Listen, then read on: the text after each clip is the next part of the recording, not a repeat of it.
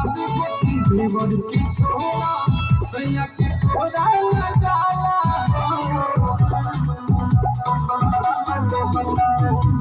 एकन मलाई दूधा दिल्ली धराई कहीं को नहीं छुपाला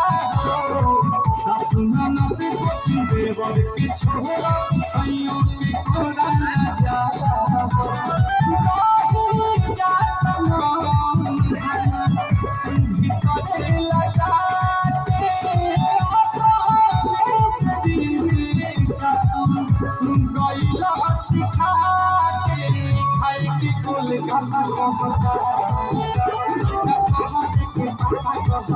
हमारा सैया जी के चाचा कहता के पापा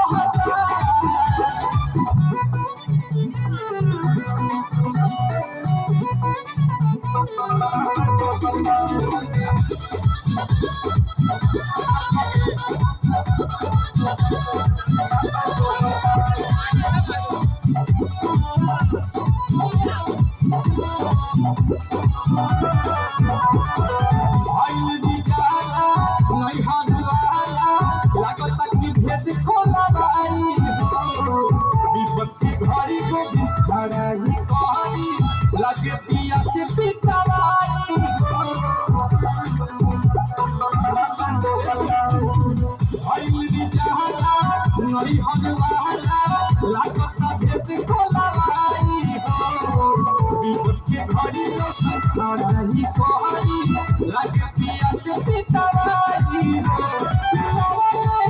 आस पुरुष बाई गजबे के खाना